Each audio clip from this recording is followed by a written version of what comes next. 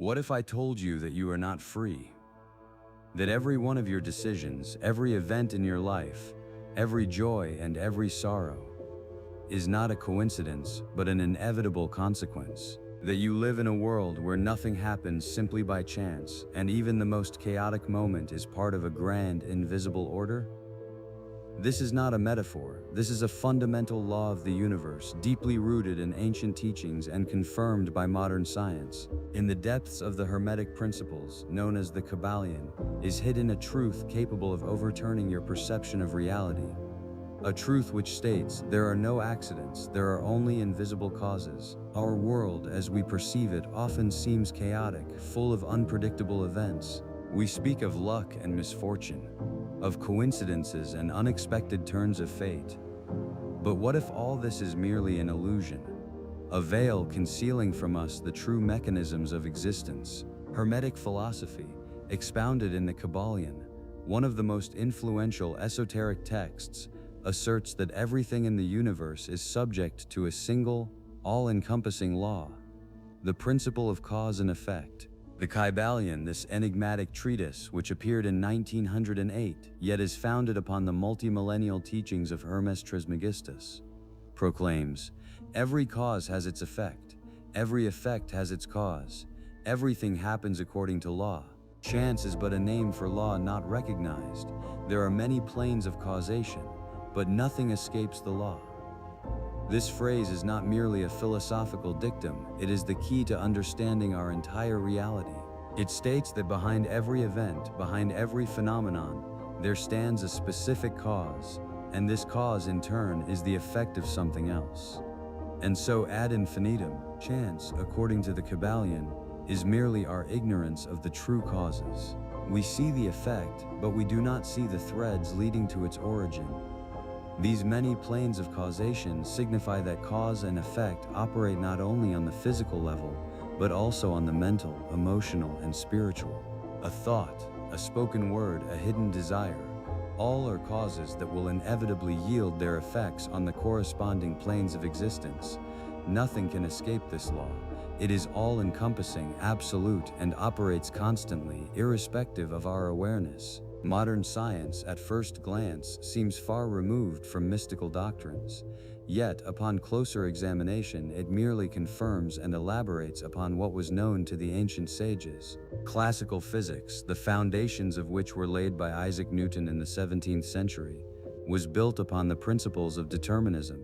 Newtonian laws of motion describe the world as a gigantic mechanism, where every particle moves along a predictable trajectory, provided the initial conditions and acting forces are known. Pierre-Simon Laplace, the French mathematician and astronomer, in 1814, put forth the hypothesis of the so-called Laplace's demon, a hypothetical intellect which, knowing the position and velocity of every particle in the universe at a given moment, could predict all future and reconstruct all past events. This is the purest expression of the principle of cause and effect on the physical level. Of course, quantum mechanics, which emerged at the beginning of the 20th century, introduced its corrections, presenting the world at the subatomic level as a realm of probabilities rather than strict determinism. Heisenberg's uncertainty principle, formulated in 1927, demonstrated that we cannot simultaneously know with precision both the position and momentum of a particle. However, even the quantum world obeys its own laws, its own causal relationships, albeit expressed through probabilities.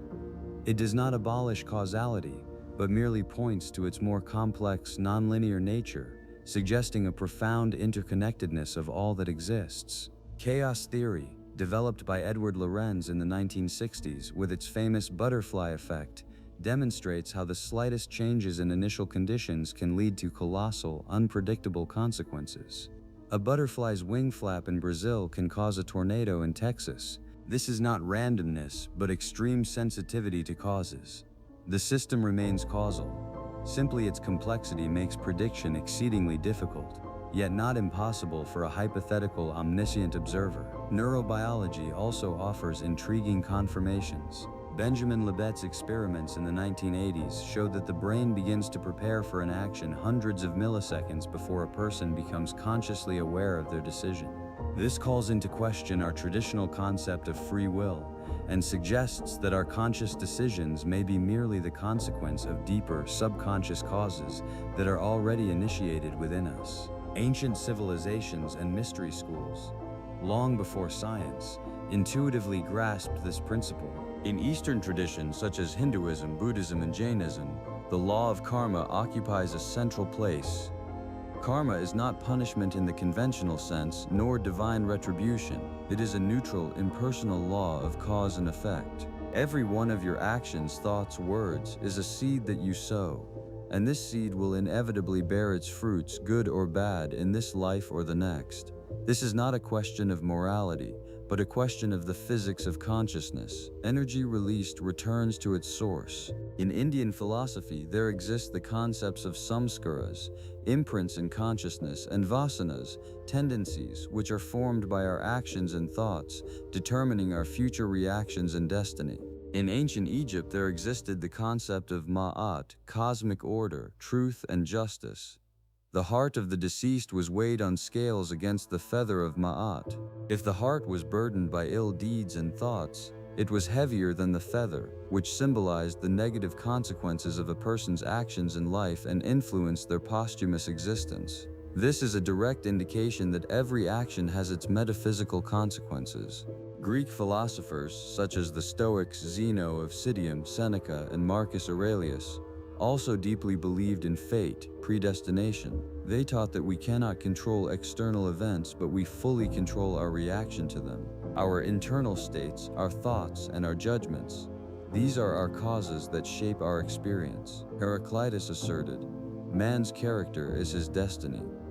This means that our internal qualities, our habits of thinking and feeling, are the primary causes of what happens to us. Carl Gustav Jung, the great Swiss psychologist, in 1952, introduced to the world the concept of synchronicity, an acausal connecting principle. Jung observed that meaningful coincidences often occur in life, which cannot be explained by ordinary cause and effect relationships. For example, when Jung's patient was recounting a dream about a golden scarab, at that very moment a real scarab flew into his office window. For Jung, this was not merely a coincidence, but a manifestation of a deep interconnectedness between a person's inner psychic state and external events. Synchronicity suggests that there exist not only linear causes and effects, but also deeper invisible connections that organize events around us in accordance with our internal state. This confirms the Kybalion's idea of many planes of causation, where mental and emotional causes can manifest as external events. Candace Pert, an American neurobiologist and pharmacologist, in her book Molecules of Emotion, published in 1997, demonstrated how our thoughts and emotions directly influence our physiology. She discovered that neuropeptides, molecules that transmit information between brain cells, are a kind of molecules of emotion. These molecules connect the brain, endocrine, and immune systems. This means that our mental and emotional states, causes, directly affect our physical health, effects. Thoughts and feelings are not merely abstract. They possess a real, measurable biochemical basis that shapes our bodily reality. The placebo and nocebo effects, where belief, a mental cause, can heal or harm, a physical effect, are the clearest confirmations of this principle. Charles F. Haanel, an American author and entrepreneur, in his work The Master Key System, published in 1912, clearly articulated this principle as it applies to human consciousness. He asserted, "Thought is energy, thought is cause, the circumstances surrounding you are effects." Haanel taught that our mind is a powerful instrument capable of creating our reality. The dominant thoughts that we hold in our consciousness, whether consciously or subconsciously, are the seeds that we plant in the soil of our being. The subconscious, discerning neither good nor evil, simply accepts these thoughts as commands and strives to manifest them in physical reality. It is precisely here that the answer lies to the question of why 99% of people live as a consequence of others' causes or their own, yet unconscious ones. They do not comprehend that their thoughts are the cause. They react to the external world instead of creating it. Their inner world becomes a mirror reflection of external circumstances rather than the source of their formation. Most people live in a state of reactivity, They react to news, to the words of other people, to economic conditions, to the weather, to their past. Their thoughts and emotions are constantly shaped by external stimuli. If the surrounding world is negative, their thoughts become negative, which in turn generates new negative consequences. This is a vicious cycle. They feel themselves victims of circumstances, believing that their life is determined by something external rather than by their own internal state. They do not realize that their beliefs, formed by upbringing, culture, and past experience, are powerful causes that continue to create their current reality. If a person believes in their inability or misfortune, this belief becomes a cause that attracts corresponding effects. This is not punishment, but the precise execution of the law. You reap what you sow. The inertia of the past also plays an enormous role. Past causes continue to manifest as current effects until new conscious causes are introduced. If you have lived for years in a certain pattern of thought and action, this pattern possesses immense inertia. To change direction, a conscious effort is required to initiate new causal chains. The realization of this principle is not merely an intellectual understanding. It is a profound transformation that changes your life fundamentally. It shifts you from the state of a victim to that of a creator. You cease to be a passive observer of your destiny and become its active architect. This bestows upon you unimaginable power and responsibility. Every one of your decisions, every thought, every feeling becomes significant because you understand that they are the seeds of your future. This enables you to consciously shape your reality, choosing those causes that will lead to desired effects. You gain freedom not from the law, but within the law, utilizing it for your own benefit. So how does one become a cause rather than an effect? How does one apply this all-encompassing principle in one's daily life? This requires conscious effort, discipline, and profound self-analysis. Firstly, awareness and observation, Begin by observing yourself. What are you thinking? What emotions are you experiencing? What words do you utter? Keep a journal, recording your thoughts and feelings, and then analyze how they correlate with events in your life. You will begin to notice recurring negative patterns, effects, and will be able to trace them back to their mental or emotional roots, causes. For example, if you constantly encounter financial difficulties, examine your beliefs about money, your fears, your internal dialogues on this subject. Secondly, mental discipline and choice, Once you become aware of your thoughts, you gain the ability to choose them. If a thought does not serve you, if it does not lead to a desired effect, you have the right to relinquish it. This is not always easy, but it is possible. Practice affirmations, consciously repeating positive statements that align with your goals. Utilize visualization. Create a vivid, detailed image of your desired future in your mind and hold it there. These are not mere fantasies. They are the creation of a powerful mental cause that will strive to manifest. Thirdly, emotional management, Emotions are powerful indicators of our internal causes. Do not suppress them, but learn to understand what they tell you about your thoughts and beliefs. Practice gratitude. It is one of the most potent emotional causes that attracts even more reasons for gratitude into your life. Forgiveness is another powerful tool. By forgiving others and yourself, you free yourself from the chains of past negative causes and their lingering effects. Fourthly, purposeful action, Thought is a cause, but action is its physical manifestation. It is not enough merely to think or visualize. It is necessary to act in accordance with your new consciously chosen causes. Take small, consistent steps each day that bring you closer to your goal. Act as if the desired outcome has already been achieved. This strengthens your mental cause and sends a powerful signal to the universe.